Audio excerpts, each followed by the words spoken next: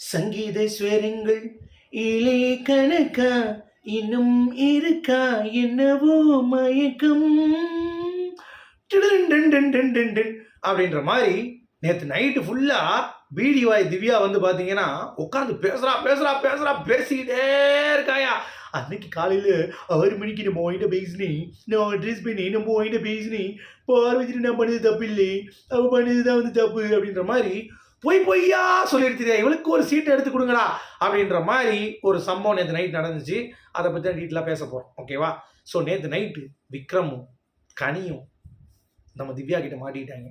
அதுக்கு முன்னாடி அரோரா மாட்டினா, ஆனால் அவள் எஸ்ஐ வந்துட்டா. நீ மார்க் பண்ணது உண்மைதான், நீ தான் மார்க் பண்ண, நீ பண்ணது தப்பு தான் அப்படின்றத போட்டு உடச்சிட்டு நீ அக்செப்டன்ஸே இல்லைன்னு சொல்லிட்டு வந்துட்டா. இன்னொரு பக்கம் வந்து பார்த்தீங்கன்னா கனியும் விக்ரம் மாட்டிக்கிட்டு விக்ரமை வந்து போட்டு உரிக்கிறா.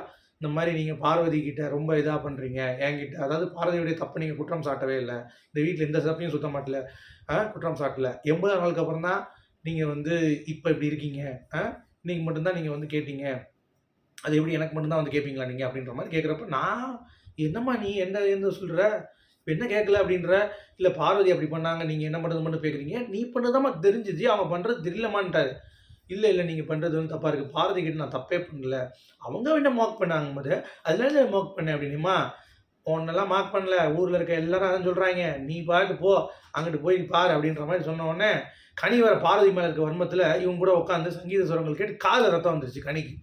அந்தளவுக்கு அன்னைக்கு காலை 4 மணிலேருந்து திருப்பி கணிக்கிட்ட ஆரம்பிக்குது. ஐயோ இல்லைம்மா நீங்கள் பண்ணது நீங்கள் எப்படி வச்சுக்கோங்க அப்படி வச்சுக்கோங்க. அவங்களுக்கும் பார்வதியும் பிடிக்கல, திவ்யாவும் பிடிக்கல. அந்த அம்மா மாட்டிச்சு உள்ள தட்டோட உட்காந்த சாப்பாட்டில் தட்டு காயிற வரைக்கும் வந்து உட்காந்துருக்கா. இவங்க எல்லாம் திருப்பி வீட்டுக்கு போன பிறகு உள்ள தூங்கின பிறகு இந்த பிக் பாஸ் 9 லைட் இருக்கு பாருங்க, அதுக்கிட்ட உட்காந்துக்கிட்டு நம்ம போயிட்டு பேசினேன், பறிஞ்சு பேசினேன், தப்பு இல்லைன்னு அட்ரஸ் பண்ணு அப்படின்ற மாதிரி வந்து பார்த்தீங்கன்னா இந்த மூதையை பேசிக்கிட்டு இருக்கும் போல தெரியுது. நானும் பார்த்துட்டே இருக்கேன், எப்பயாவது முடிப்பான்னு பார்த்தா உள்ளே வந்து பார்த்தீங்கன்னா சபரி விக்ரம் ஒன்று எஞ்சி ஓடிட்டான். உள்ளே ஓடி போய் உட்காந்துக்கிட்டு சபரி கிட்ட பேசிகிட்டு இருக்கான். சபரி சொல்லிட்டான், சபரி இவ்வளோ அழகாக விளாடுவானா முன்னாடி இருந்து விளாண்டுருக்கலாம், சபரி பாயிண்டாக போட்டு பிடிச்சிட்டான். இந்த மாதிரி நம்மக்கிட்ட அவங்க என்ன சொன்னாலும் அவங்க திருப்பி வரதான் செய்வாங்கடா, நீ வந்து அவங்ககிட்ட பேசுறதுக்கு சரிங்கன்னு சொல்லிட்டு வந்துரு அப்படின்ற மாதிரி அசால்ட்டாக சொல்லிட்டான் சபரி ஒரே வார்த்தையில் விக்ரம் கிட்ட. இல்லைடா நான் வந்து என்னமோ பண்ணாத மாதிரி கேட்குறாங்கடா, நான் எவ்வளோ நாள் வாய்ஸ் அவுட் பண்ணியிருக்கேன் எங்கள் வீட்டில், எஃப்ஜே கிட்ட கேட்டிருக்கேன், பார்வதி தப்பு பண்ணால் கூட நான் கேட்டிருக்கேன், என்னமோ இவங்க தப்பு பண்ணால் மட்டும்தான் நான் கேட்கல அப்படின்ற மாதிரி பேட்டை திருப்புறாங்கடா, அது என்னடா அநியாயமாக இருக்குன்னொடனே டே விட்றா, இவங்க சாண்ட்ராலாம் ஒரே கேஸ் தான், திடீர்னு இப்படி ஆகும், இதுக்கு பார்வதியே தேவையில்லைன்ட்டாங்க அவங்க, இதுக்கு பார்வதி ரொம்ப தேவையில்லடா அப்படின்ற மாதிரி அவங்க உள்ள மக்களுடைய மைண்ட் வாய்ஸ் வந்து பார்த்தீங்கன்னா ரெஃப்ளெக்ட் பண்ணிட்டு இருந்தாங்க. வெளியே விக்ரம் கிட்ட அவ்வளோ தூரம் வந்து திருப்பி பேசுகிறான், பார்வதி பண்ணா அவனும் 1 2 3 நிஷ்ட்டு கடைசி 4வது வரல தூக்குறக்குள்ளேயும் தூங்கிடுறான் அவனும். ஏன்னா அந்தளவுக்கு பேசிகிட்டு இருக்கா ஒரே பாயிண்ட் திருப்பி. இன்னொரு பக்கம் அரோரா வந்து பார்த்தீங்கன்னா மாட்டின அரோரா கொஞ்சம் நேரம் கேட்டு விட்டா, ஏங்க நீங்கள் பண்ணது தப்பு தாங்க, மார்க்கிங் பண்ணீங்க அப்படிங்கிறது. ஏன்னா திவ்யா கிட்ட அங்கே சொம்படிப்பான்னு பார்த்தேன், ஆனால் அங்கே அடிக்கலை, நீங்கள் தான் பண்ணது தப்பு, பாரதி கரெக்டாக தான் இருந்தா அப்படின்ற மாதிரி போட்டவொடனே அவளுக்கு என்ன பண்ணுறதுன்னு தெரியல. பாரதி பக்கம் ஃபுல்லாக பிளேமை திருப்புறான், பாரதி தான் அதை பண்ணா, அவள் பண்ணதுக்கு தான் நான் பண்ணேன், அவள் தான் தப்பு பண்ணா அப்படின்ற மாதிரி வந்து சொல்லும்போது இவங்க யாருமே ஒத்துக்கல. சரிங்க அப்படியே இருக்கட்டுங்க, நீங்கள் பண்ணதும் அப்போ மார்க்கிங் தானே, இல்லை நான் பண்ணல, நான் வந்து வாண்டடே பண்ணல, நான் வந்து இதுக்கு ரியாக்ஷன் தான் பண்ணி அப்படின்ற மாதிரி. ஏமா ஊருக்கு கிளவி கொஞ்சம் போய் அங்கிட்டு போய் கிளவிமா அப்படின்ற மாதிரி கடுப்பேற்றிட்டு இருந்துச்சு மயிலாடு அப்படின்ற மாதிரி தான். இன்னொரு பக்கம் வந்து சாண்ட்ரா பற்றி பேசினாங்க, அது கொஞ்சம் ஜஸ்டிஃபைடாக இருந்தது. ஏன்னா சாண்ட்ரா வந்து இந்த வீக்கெண்ட் எபிசோட் முடிஞ்சோம் நாங்கள் பிள்ளைங்களை பார்த்தோன்னே டக்குன்னு மாறிட்டாங்க. எப்பயும் நைட்டே வந்து தூங்குவாங்க சீக்கிரம். இப்போ வந்து மமித் கூட நேற்று வந்து உட்காந்து 3 மணி வரைக்கும் பேசிகிட்டு இருந்தாங்க, சாண்ட்ரா பேசிகிட்டு இருந்தாங்க, அதை சொல்கிறாங்க. ஸோ இந்த மாதிரி ஏன் இவ்வளோ தூரம் பேசுகிறாங்க, அப்போ திடீர்னு இப்படி இருக்காங்க, ஒரு வேளை கேம் பண்ணுறாங்களா, இல்லை உண்மையிலேயே இவங்க யார்?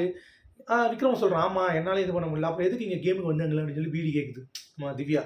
ஸோ இந்த மாதிரி சாண்ட்ராவுடைய கேம் வந்து போட்டு வச்சாங்க அப்படிங்கிறது பார்க்க முடியுது. அதை நான் அக்செப்ட் பண்ணுறேன், சரி ஓகே, அது கரெக்டாக இருக்குது. ஆனால் இவங்க பார்வதி பண்ணது தான் ஃபஸ்ட்டு தப்பு, பார்வதி அவள் தப்பு அக்செப்ட் பண்ணிக்கிட்டு நீ பண்ணது தப்புங்கிறத நீயே அக்செப்ட் பண்ணல, அதை அக்செப்ட் பண்ணிக்காமல் இருந்தது தான் இவ்வளோ பிரச்சனையே. சரியா, இந்த கானாகத்து ஒரு வார்த்தை வேறு விட்டது, மூக்கை விரிச்சு வரணுன்னா அதையும் படிச்சுக்கிட்டு கண்டிப்பாக வந்து பார்த்தீங்கன்னா தூங்கிக்கிட்டே இருந்தா. இதில் நீங்கள் கவனிச்சிங்கன்னா ஒரு செட் ஏற்கனவே போயிடுச்சு, சுபிக்ஷா கிட்ட ஒரு தடவை, அரோரா கிட்ட ஒரு தடவை, நைட்டு கனி கிட்ட ஒரு தடவை, அப்புறம் வந்து பார்த்தீங்கன்னா விக்ரம் கிட்ட ஒரு தடவை, திருப்பி விக்ரம் போன பிறகு கனி கிட்ட ஒரு தடவை, இன்னும் கனி கிட்ட தான் வந்து நைட்டு வந்து பார்த்தீங்கன்னா கிட்டத்தட்ட நான் அந்த வீடியோ ரெக்கார்ட் பண்ணும்போது மணி வந்து பார்த்தீங்கன்னா ஒரு 2 இருக்கும், அது வரைக்குமே வந்து பேசிட்டு தான் இருக்கா. ஸோ அந்த அளவுக்கு நீங்கள் என்ன தான் ஜஸ்டிஃபிகேஷன் கொடுக்க ட்ரை பண்ணாலும் பாரதியை உங்களால் ஒன்றும் பண்ண முடியாது திவ்யா. ஏன்னா அவங்க சைடு தப்பு கிடையாது, இதை நீங்கள் வெள்ளிக்கிழமை கொண்டு வரீங்க அப்படிங்கிறது தான் அவங்களுடைய வாதமாக இருக்குது, அதை நீங்கள் புரிந்து கொள்ள வேண்டும். வெள்ளிக்கிழமை திவ்யா அப்படிங்கிறது தான் நீங்கள் அழைக்கப்பட வேண்டும். ஏன்னா அதுதான் நீங்கள் பண்ணிட்டு இருந்தீங்க. யார் சொல்கிறதும் கேட்க மாட்டீங்க. கிரிட்டிசிசத்தை அக்செப்ட் பண்ண மாட்டீங்க. நம்ம செய்கிற தப்பை வந்து உணர மாட்டீங்க. எல்லாருக்கிட்டையும் நான் பண்ணது கரெக்டு தான். இவ்வளோ நாள் நீங்கள் பாரதி ஏன் கேட்கல? அவர் பாரதி மாறிட்டா. நீ தான் இப்போ வந்து பாரதியமாக சுற்றிட்டு இருக்க, கத்தி கிடக்க. புரியுதா? அப்படி இருக்க அந்த ஒரு விஷயத்த இவங்க எவ்வளோ சொல்லி ட்ரை பண்ணுறாங்க உள்ள. ஆனால் வந்து அவங்க யாரும் புரிஞ்சிக்கல. வெளியே அவங்க பிஆர் வேணால் வந்து சொம்பு தூக்கலாம். ஆனால் உண்மையான மக்கள் பார்வதி பழைய பார்வதியை இறங்கிட்டா அப்படின்றத கொண்டாடுறது தான் இருக்காங்க அப்படிங்கிறது பார்க்க முடியுது. சரிங்களா? ஸோ திவ்யாவுக்கு ஊஹூ அப்படின்றத சொல்லிட்டு இந்த வீடியோ நான் வந்து முடிக்கிறேன். உங்களுடைய கருத்துக்கள் என்ன அப்படிங்கிறத மறக்காம கமெண்ட் செக்ஷன்ல சொல்லுங்க. மீண்டும் சூப்பரான அடுத்த சந்திப்போம். அது வரைக்கும்